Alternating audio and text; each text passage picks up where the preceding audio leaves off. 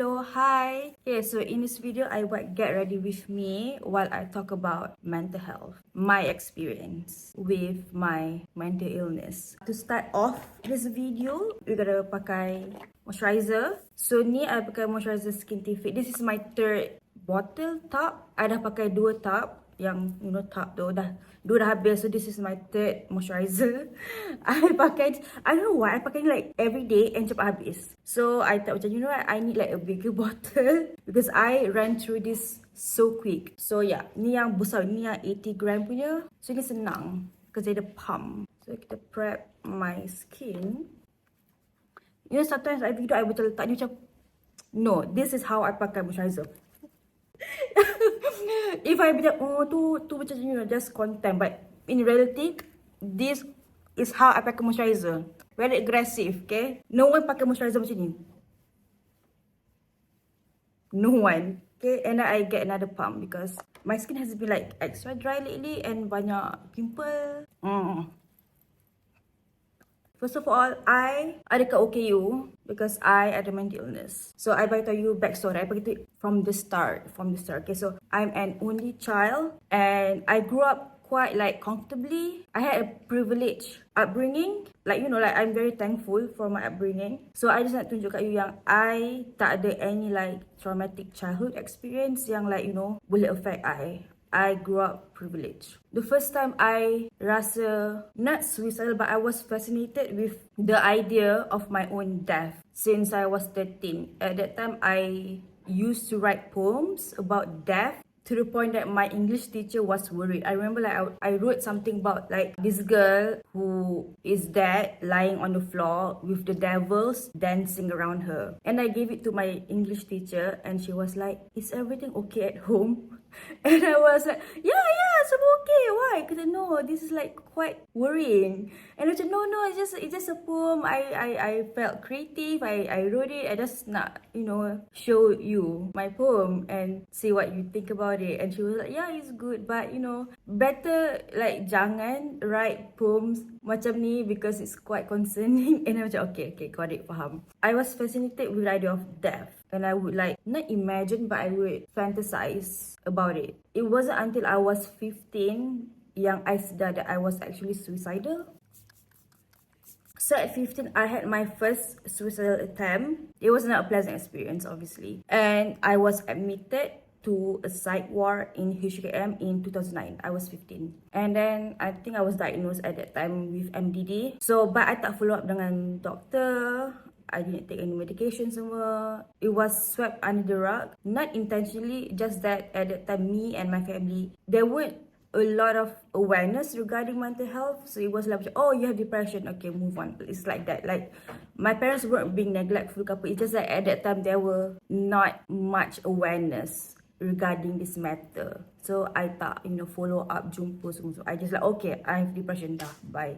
So I was unmedicated for like what, 15 years? Yeah. That feeling of like, oh, I nak mati was really normal and like ingrained inside me. Something like macam, it's a part of me. I started to cut myself when I was 15, but I stopped because although I had the tendency to self-harm, I macam, okay, I don't want people to know. I self-harm in other way. I was engaging in dangerous activities. People always think of self-harm is like cutting yourself. It's not always cutting yourself. It's like you engage in dangerous activity that could cost you your life. And then obviously I'm gonna use like my Skintific cushion foundation. I became more suicidal at the age of like 20 and above macam tu. I became more suicidal for some reason. I think because I was unmedicated. I have tried to kill myself so many times in so many ways. Like obviously like it didn't work because I'm still alive now, alhamdulillah. Looking back, I'm like, oh my god, kenapa no one like nampak how sick I was back then? Again, I think because of the lack of awareness. I want to die, but kita postpone for tomorrow because I have things to do. I have class to go. I have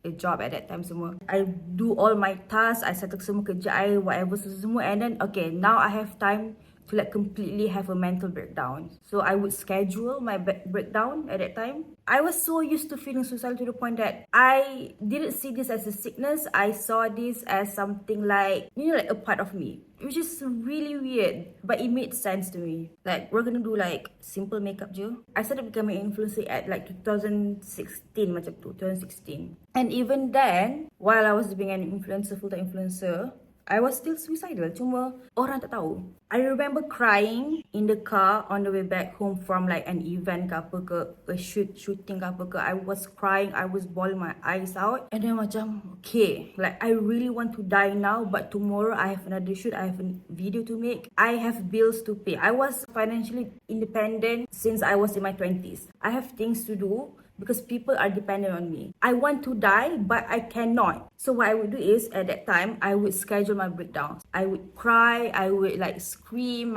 or sometimes kalau I tak nak my parents tahu, I would book a hotel room. I would, be there on my own and just like crying my eyes out, and just like, I was so confused as to why I feel this way. I tak tahu kenapa I rasa macam ni. I rasa there's something wrong with me, because every fiber in my being nak mati. I rasa macam there's more to this yang I tak tahu, and I don't know why. And at that time I didn't have time to go to the doctor. I didn't have time to check semua. Because my schedule was packed. I was so busy. For like 10 years, I macam, what the hell is wrong with me? There's something deeply wrong with me, and I don't know why. Sekarang nak concealer, I guna like foundation je. Just that I use a concealer brush. Okay, because this is so pigmented, like I don't need a concealer.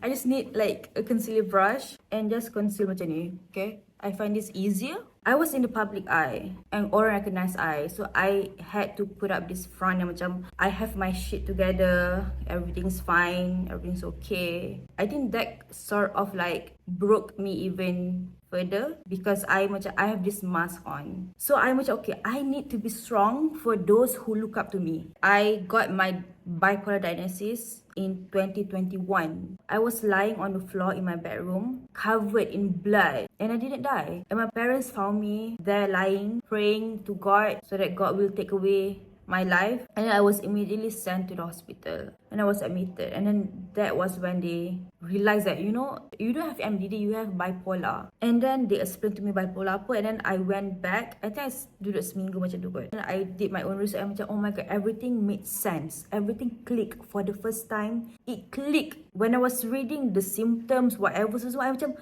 this is me, spot on. This is exactly me. And I felt this weight has been lifted. For the first time, I faham. I know what's wrong with me. And then I get overwhelmed. Oh my god, so I have bipolar, blah, blah, blah, and then I started on medication. And at that time, I tak kenal anyone yang very outspoken about having mental illness. And I was like, you know what? I want to share my journey with people online, on social media, because back then I wish I had someone that could advise me pasal mental illness. When I was younger, I wish I had someone like me who would share about their journey online so that I faham. So I started on medication. Oh my god, if I keep on talking, I wouldn't do my makeup. So I started with lithium Seroquel. These drugs are like mind-altering medication. It's very strong. People do not talk about what happens after you take the medication. Sekarang ni macam, there's more awareness pasal mental health, but no one talks about medication. No one talks about the side effects. People will say, oh my god, raise awareness about mental health issues. Go see a therapist, go see a psychiatrist. But they don't tell you what happens after, because my body completely changed after I started on medication. I gained 10 kg in a month, but I was losing my mind because of the side effects. It's so frustrating when people always say seek help, but when you've gotten help, you are left alone to deal with the side effects yourself. My hair would fall off my scalp. My hand tremor, even to this day pun ada hand tremor. Sometimes the side effects, but I berbaloi ke going through the side effects? Will I get better? Because I feel like my life is falling apart from the side effects. And then I felt so alone. Anyways, pakai blusher. Very nice, very cute. And psychosis is something that I will not ever wish upon anyone, even my greatest enemy, because psychosis is something that is just so scary to experience. At the height of my, psychotic breakdown, when I was in full on psychosis, I would open my door and see like a black figure depan I. I would hear benda-benda kat telinga I would see black figures everywhere I go. And the worst is that when psychosis buat you percaya, truly believe in something that is not based on reality. It's like a delusion but worse. It's like a prison, like you are trapped inside your own mind. And the moment I start ambil antipsychotic, felt like otak I dah tak dalam prison. My mind is no longer like stuck. I stop seeing things, I stop hearing things, I stop believing in things that are not based on reality. For the first time in my life, I rasa normal. So yeah, anyways, pakai highlighter. So I pakai like just a stick highlighter. I tak rasa suicidal, but I was still depressed. I spoke to my doctor, okay, I think like I need to start ECT. So ECT is Electroconvulsive therapy. My doctors, my team of doctors macam like discuss everything semua tu. I tried another dosage, I tried, macam it was the last resort ECT ni. So I macam, okay, so I nak ECT. So doctor pun approve. After tengok I punya condition semua, I became a shell of my old self. Like there's nothing here, there's nothing inside me. Like I was dead inside. So ECT is when you will be put under general anesthesia, you tak sedar, and then dia like current kat kepala you semua tu, and then dia induce seizure kat you tau. So dia macam like restart, like reboot, reprogram, rewire your brain. It's not a small cute treatment. This is like something big. It's a serious treatment that should be taken seriously. It's not for everyone. It's for like case yang teruk macam I think I had like 50 sessions. I completely lost half of my memories. I tak ingat anything. Like my memories were completely wiped out. With each session of ECT, like it took a part of me away. Like it took a part of my soul away. At one point, I forgot how to spell my own name. Yes, I was no longer suicidal. Alhamdulillah. Memang I tak rasa nak mati langsung pun. I tak depressed lah. But I felt so numb inside. And I felt so empty. So empty. And no one talks about ECT. No one.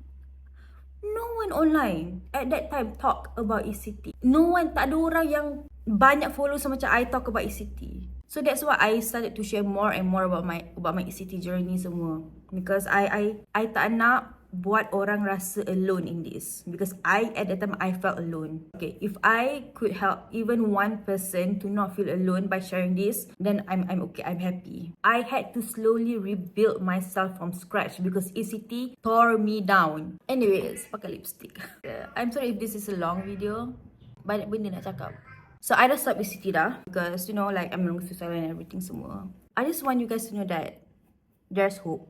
If I can get better, so can you. Because I antara case yang like serious jugalah kat hospital I. You know, if I can get better, so can you. There is hope. Even when you're like, oh my god, there's no hope. Like I'm not gonna get better. Like I'm gonna die. Everything semua. Like there's hope. Because when I was at my lowest, I wholeheartedly believe that this is the end. There's no cure. There's nothing I can do that can make this better. I have lost all hope. And then a few years later, I'm still alive. Happily married. Being alive is already an achievement to me. Back then, I truly believed that I will die young. But I didn't. Because I got help. I took my medication. I never skipped an appointment. And I got better. And so can you. There's always hope. Okay, do not lose hope. I have not known peace for 15 years. Because inside me, there's always this darkness. Pain and sadness and suffering was all I knew back then. And now, there's no more darkness inside me. I'm no longer suicidal. And that feels amazing. I rasa ringan. My heart is full. There's so much light inside me. Okay, let's do our eyebrow. Okay, mascara.